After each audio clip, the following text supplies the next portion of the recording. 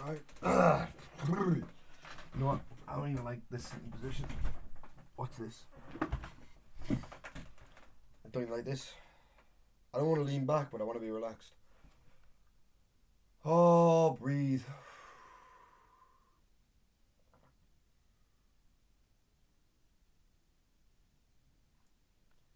Unironically.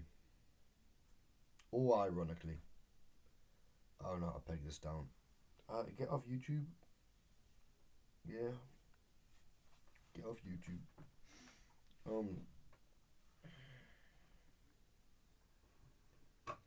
I feel like I'll just stick to the theme.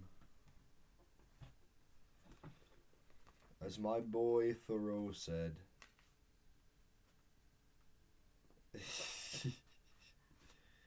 I went to the woods to live intentionally.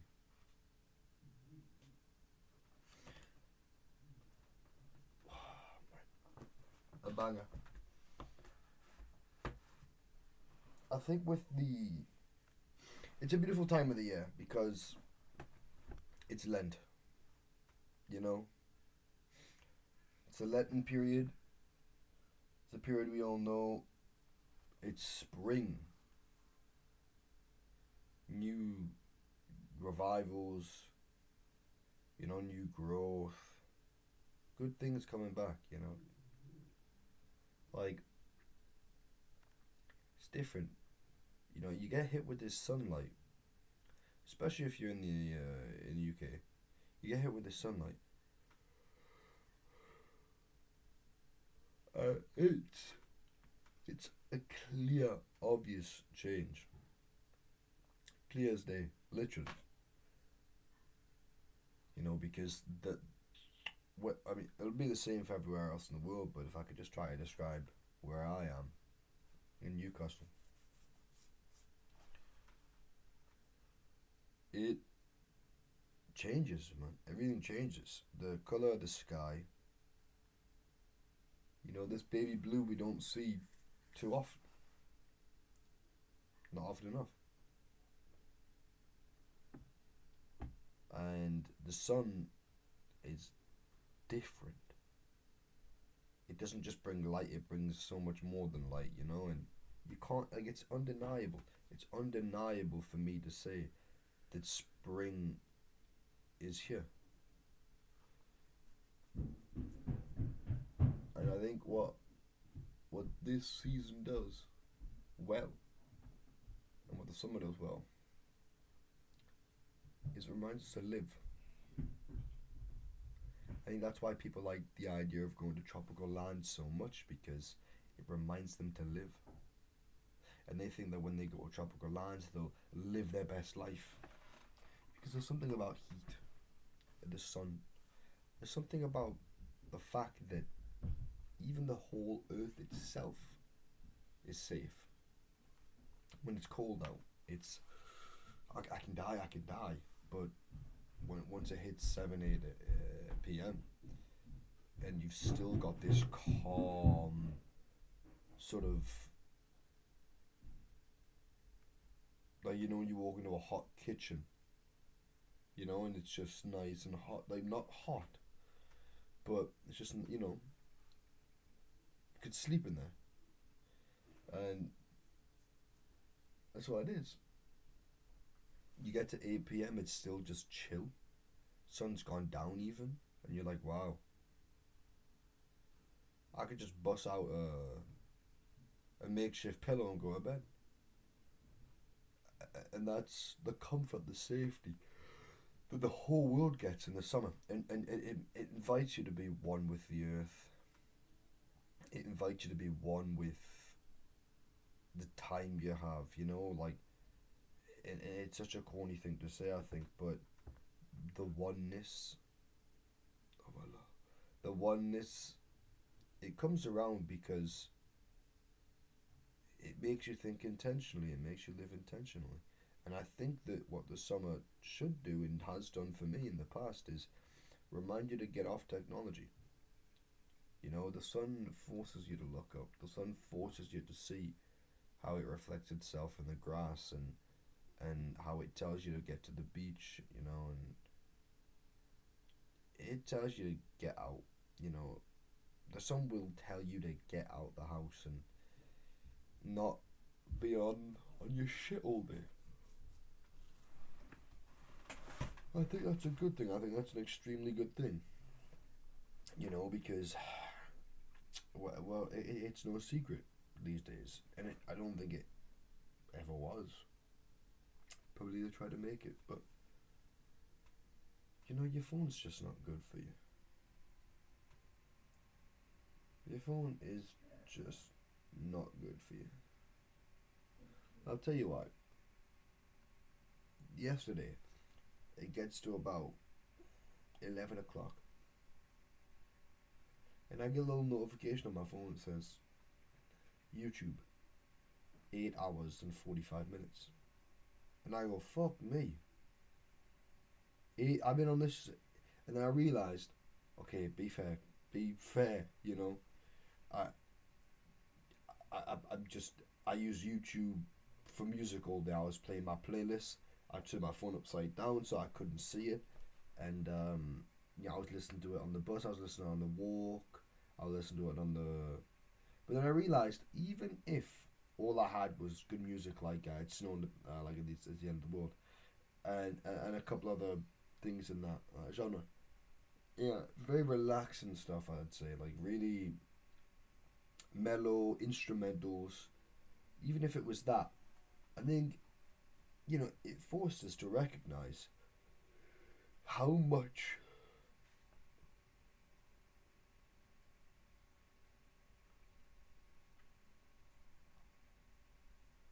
much I choose it to be a part of my team.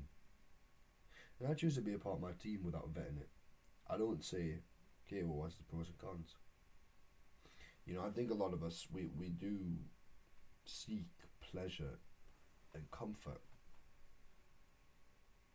but pleasure and comfort in things that you can get pleasure and comfort out of easily. We need to question that. We need to question that because I think it YouTube falls under the same category as the fountain of youth. Oh, but if I just take a drink from the fountain of youth, I'll live forever. Oh, but if I just go on YouTube, I'll be happy. You know, it's like this sustaining happiness. That if I just go on YouTube, that's what the mind thinks. That's what the mind thinks. It's just why we get so many. And it's the same with TikTok. These phones, these medias, they present this sort of fountain of youth esque thing. This paradox. Because once you use it, you can't unuse it. Like it's not a one and done like the fountain of youth. The fountain of youth is mystical, and I want to say like mystical, and I want to add that to the word paragon. Paragonical is not a word. I'm looking this up live. Trusty Google.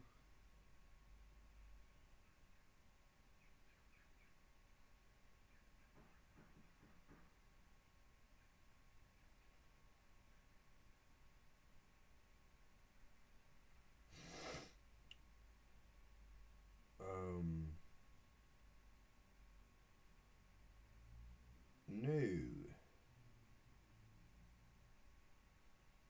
Um,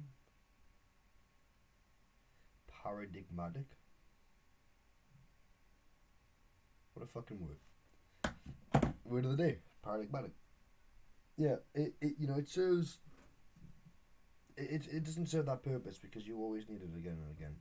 But I think that the issue is that we seek these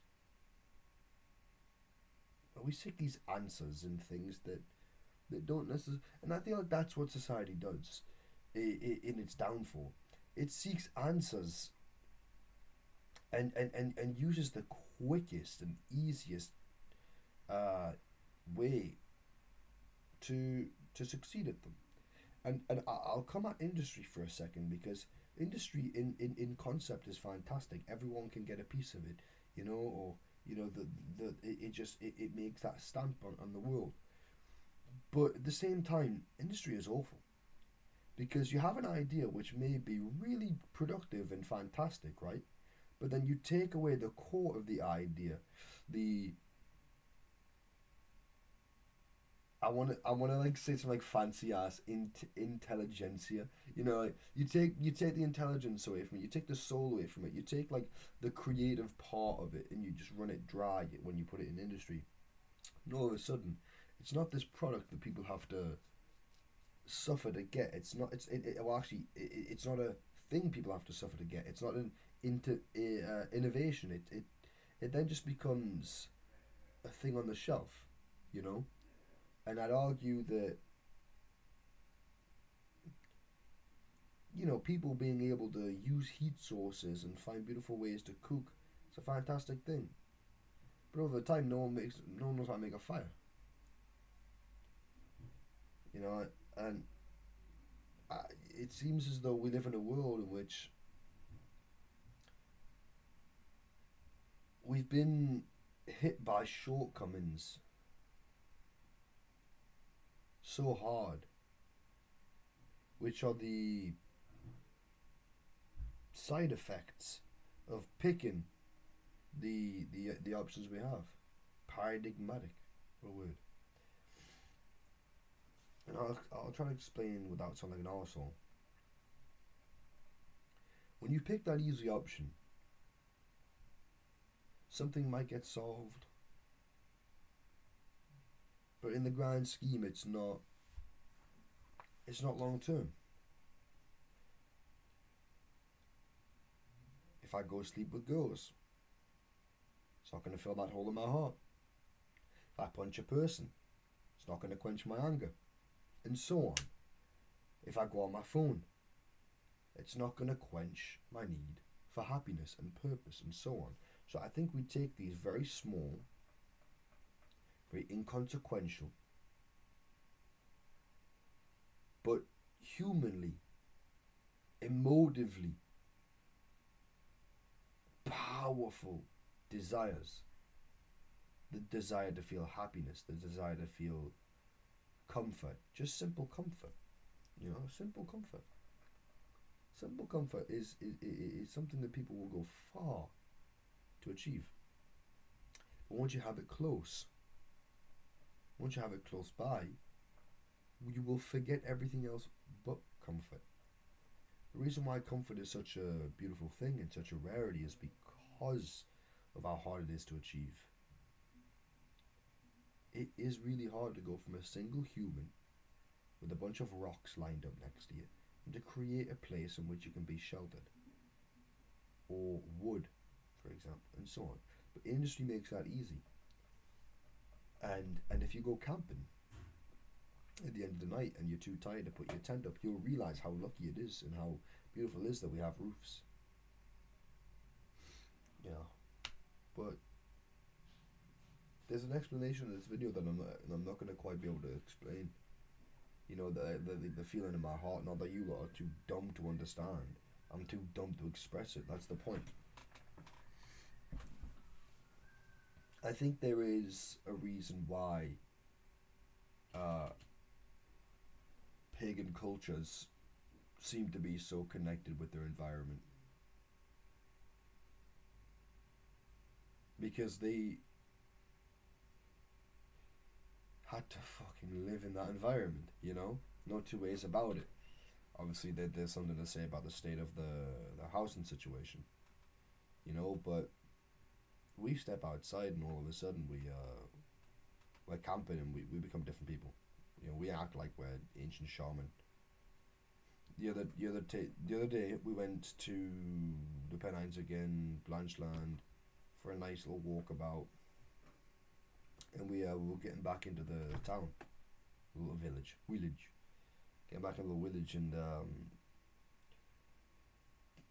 we had just like play for a bit because the guy snapped my stick. And I was like raging. I was raging.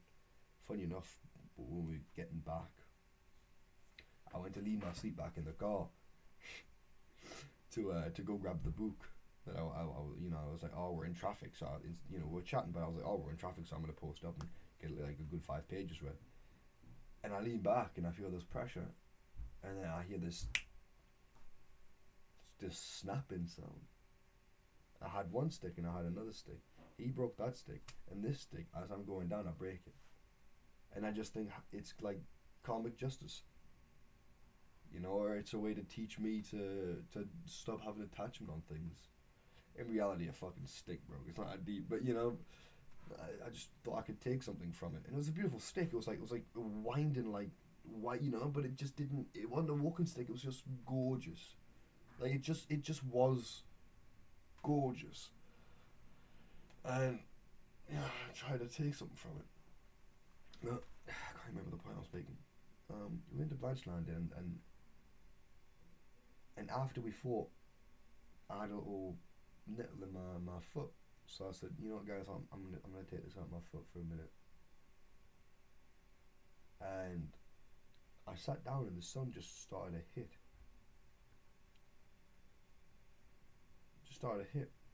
And I closed my eyes and I said, guys, I'm just gonna lie here for a minute. And I joked that it was like an ultimate bleed out spot.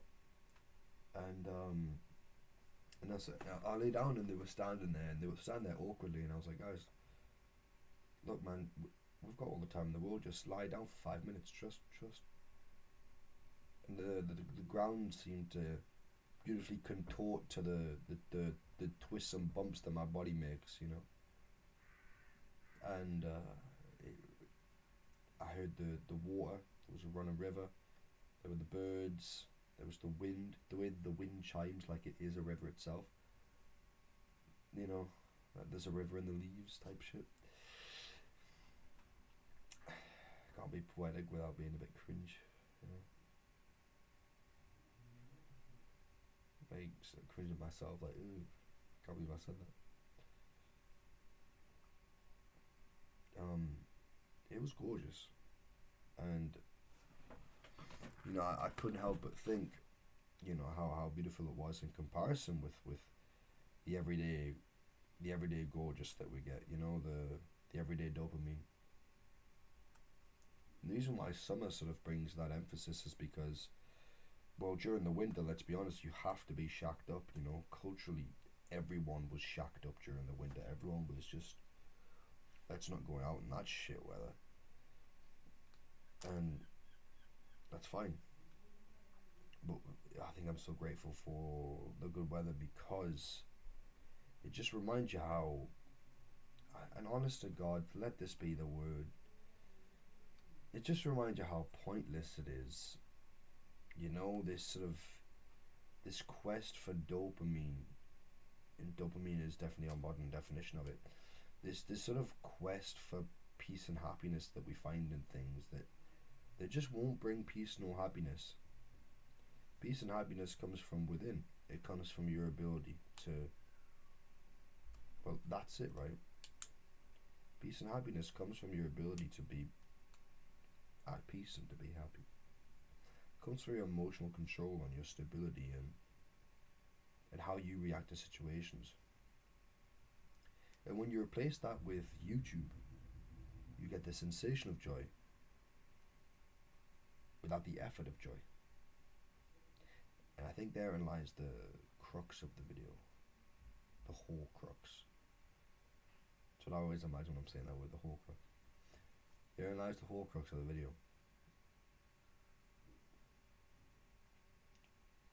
You need a bit of effort. And all this stuff, even when it's just music walking around, it takes away that sense of effort.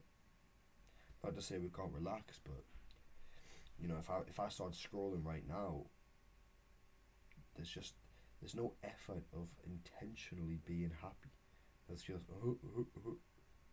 like, you need to intentionally. That's the fucking Thoreau.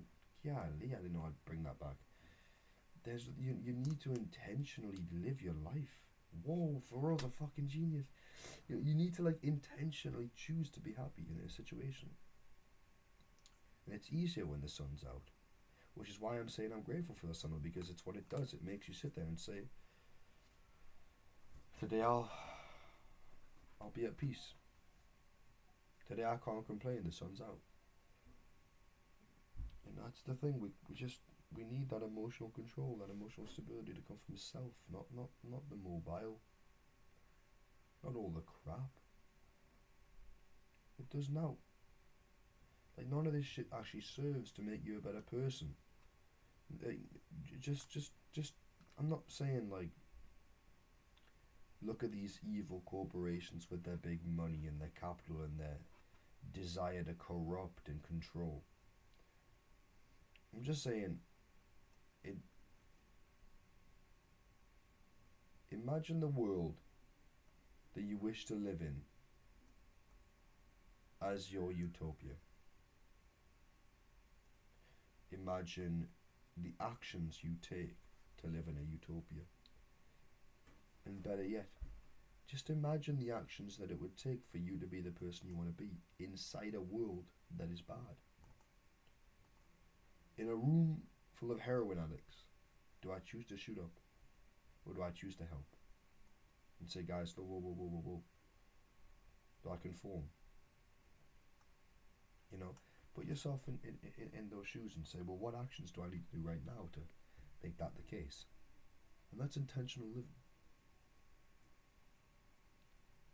Whereas just a bit of scrolling, a bit of YouTube video, and it's a beautiful medium, and people have a lot of beautiful things to say, but I mean, come on, I just don't think that YouTube is what we need. I don't, just those I think that we've created mediums that have become really drab and lifeless because they take effort away. The beauty about a good book now is that, like, you learn because of the time you have with it. You don't learn because of a 13-minute video. You know, some coppers out there. But you learn because you truly have to sit on it. You truly have to think with it. You have to put effort into engage. And that's what life is about. Life rewards engagement. Life rewards effort. Life rewards people who love it. Life rewards people who wish to live it, you know? Because life isn't inherently against man. Life is there for the taking. Life wishes to be interacted with. You exist, therefore life wants you to do the most craziest, the most beautiful, the most imaginative thing you can do. Yet when we're stuck in a cycle of wanting to reach some level, which honestly I can't call dopamine, I can't call comfortability, I don't know what the phone is, I don't know what the YouTube is, because it's not entertainment, it's not happiness, it's not peace, it's not joy, it's not comfortability. Again, I'll say that word. It's not, it's not any of those things. And I don't want to look at it in the evil sense of what we could typically call it, but right now, I'd say it's not even on my phone. Fuck me. Right now, if I go on YouTube and I start scrolling, it's like I can use the images of rats. You know, that video of the rats going to work and the cog in the wheel and the machine. I can use those images, but I think ultimately it's just about doing a disservice to yourself because, well, we live in this world and I don't think I can stop YouTube as a corporation from existing. But what I can do is I can stop putting all the time and effort into it. You know, because I can't stop people using so much gas in their cars, but what I can do is stop driving car. Stop drive car. You know, I can go on my bike and cut my carbon emissions down. You know, I can't tell everyone to stop eating meat, but I can take a step back on how much chicken I eat. You know. Not to say that all these things are morally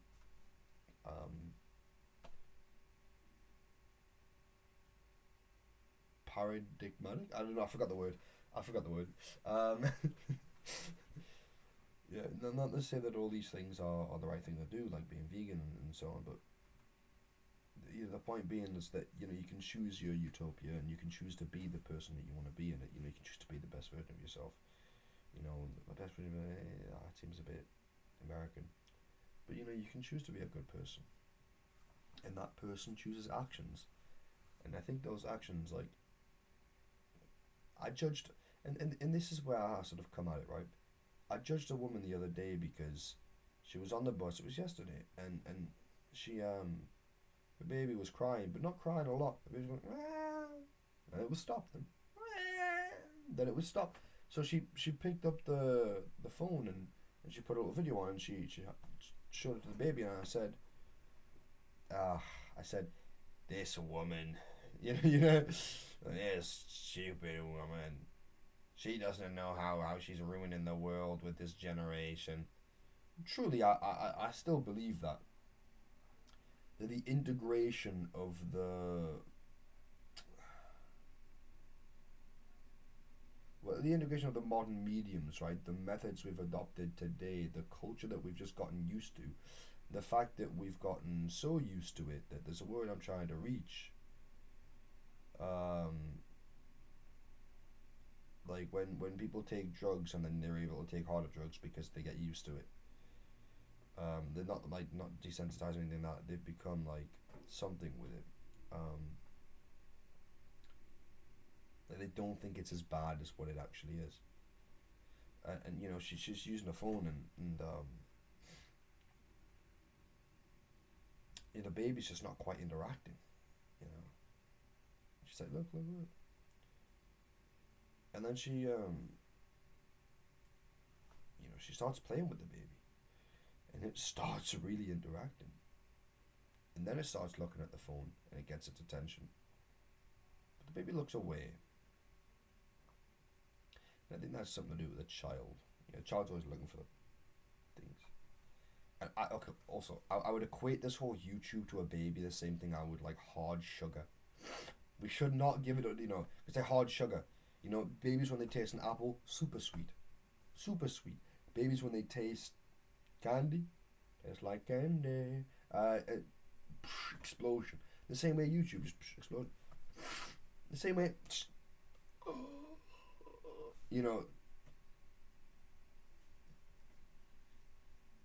all those videos of like, we need to learn to be bored. I get it. I get it. But, those things you just don't get until you get those things. As in like, that's even the paragon of what life needs to be. But, you need to really feel things. And to really feel things, you need to be intentional with life. And you can't be intentional when you're on YouTube all day. Nor can you be intentional when you listen to music all day. Listen to the other noises. If there's a road near your house and it's just fucking brrr, I get it. Don't listen to that shit.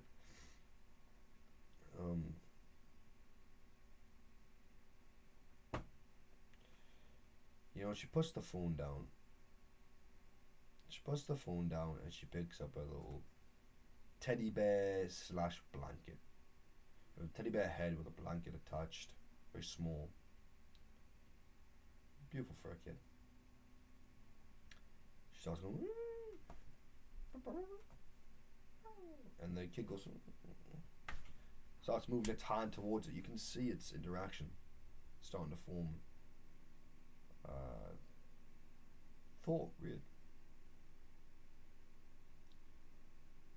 And then the kid starts holding it. The mom's got, and then the mom sort of just puts it on the baby's head and starts to stroke the baby's head with it. And that got me thinking, I really judged that woman now. It's like she's a bad mom, and she's, all she's doing is basically just using easy shit to satisfy the child, and we don't know how these things can affect and drain the mind, the same way the hard drugs will take away those factors of the mind. Same way that eating so many good food, like, that's the point, right? Living intentionally, you don't want all the easy things in life, all the good things there now, quick. You know what it does to you? You become a fat fucking bastard, and you fucking explode from the outside, from the inside out, because you've just eaten, eating too much good food. Proof. There's physical proof that is not good for you. And you can't see it so much, but having enjoyable things all the time in your mind, you can just, it's the same way as your big fat belly. Your big fat belly, your head's gonna fucking explode because you've just consumed too much, and you know you need to be upset. You need to fucking struggle. You need to not be happy. You need to be bored. You need to fight. I think that's my issue recently is that I've not fought to be a writer. I've not fought to live intentionally for a little bit. You know, I don't know. I've done this video. I've done this video now. I don't really know what it is that I'm trying to make the point of saying. I think the point I'm trying to say in and of itself is innate. And it needs to be felt, Some things words can't describe. Get off the phone and just, not even for a little while, just get off the phone. Get off the phone. I don't know how it's become such a commonplace item in life that we all seem to need it for happiness. People need a phone these days more than they need a woman. In fact, their woman is in their phone. Their food's in their phone. Their happiness, their sleep, their entertainment, all of it's in their phone. Back in the day, to get a good bed, you'd have to struggle for a good bed. Back in the day, to get a good woman, you have to struggle for a good woman. Good bit dowry. And so I'm just making jokes at this point, but someone's angry downstairs. That's the thing. I don't know if you heard that right. I can almost guarantee that he's angry because of something that has to do with technology.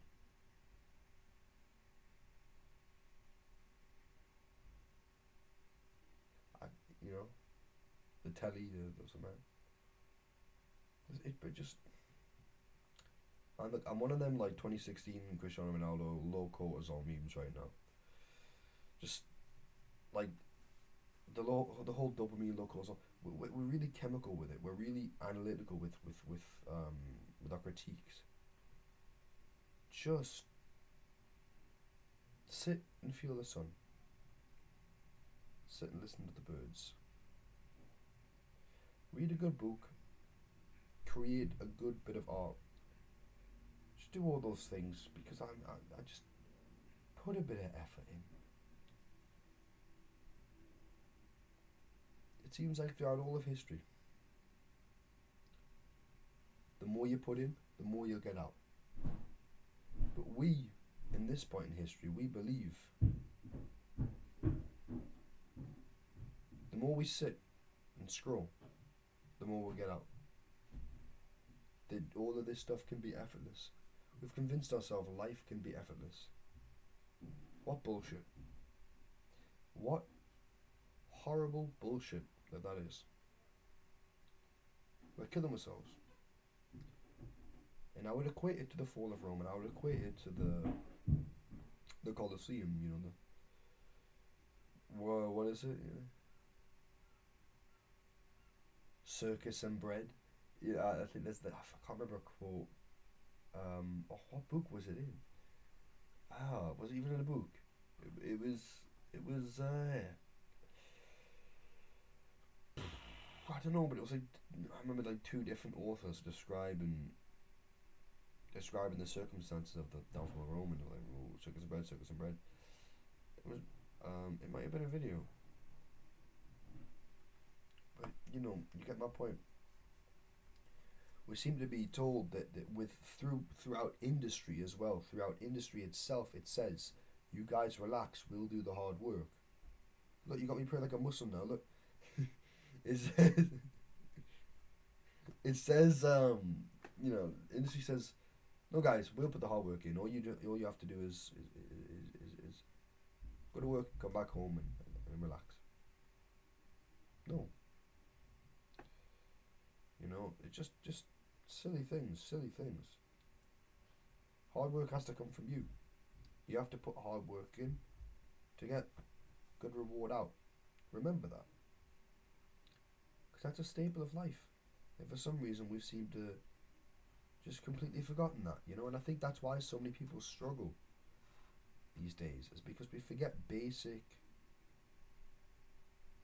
Oh, there was a word I had there. We forget basic allegory, right? You forget basic sayings and all those sorts of things. Basic stories. I'm not saying you have to go read the Stoics, that's not the point. I'm actually not a fan of the Stoics, it's not my thing. I'm not sucking Aurelius off, that's all I'll say. Not to discredit any work, but you know, I don't think peace comes from the phone or reading meditation. So they just look deeply in yourself, will you? Just do all your shit, man. I know what I have to do, so I can't quite say it. For me, the example is this. I've got all these books. Last night I started reading Game of Thrones. I've watched it. I've watched Hedge Knight now. Well, I watched it, you know, when they dropped. It was League of Beavers on Monday evening, but got that Chinese ready. And then obviously when you eat the Chinese, Hedge Knight's already over and done with because it's a 20-second episode. But you know, I'm on the bed right now is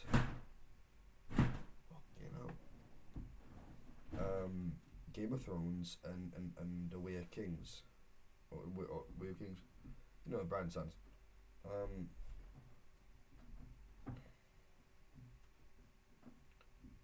That's gonna be much better to sit down at night and look at than your phone. I mean, it's no secret, is it? It's no secret. This shit is.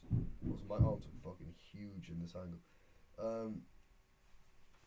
It's no secret that this shit's just not good for you, man. Just do the shit that's good for you, and it's almost guaranteed that the things that are good are hard. We've mistook things that come easy as things that are worthwhile and things that are good for you. No,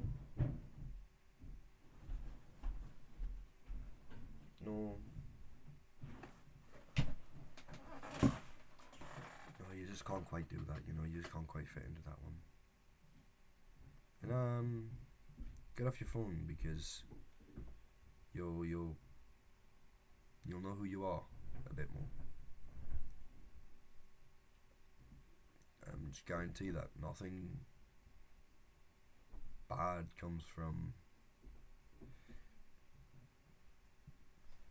getting off your phone. Nothing bad comes from taking time off.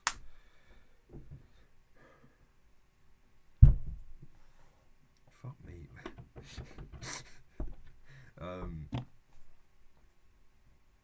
Yeah, I'm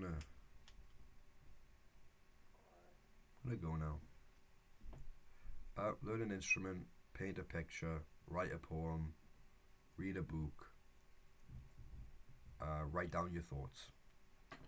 There's 5 things to do instead of fucking scrolling like a motherfucker.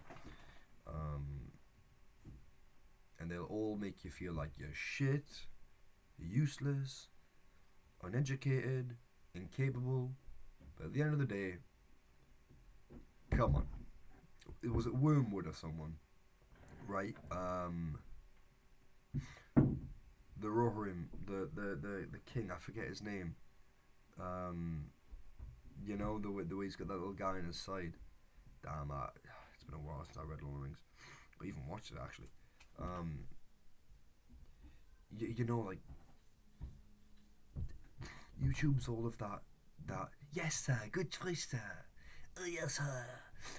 Splendid choice, sir. You know, meanwhile, they're sitting there waiting for the king to die. Like, how them just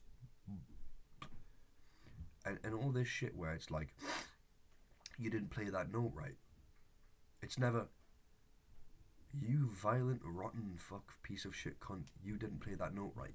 In fact, it's the opposite. It's, Yes, sir, you fucking idiot. Yes, sir, you fool, you fool. It's the tone of it, right? Whereas, oh, you didn't get the note right, but you get a chance to go again. I give you the chance to go again. Hey, look, go again 100 times, 1,000 times. Actually, in fact, you're only going to get it right when you go again 1,000 times. Doing them hard things, playing them instruments, painting them pictures, they actually want you to do them.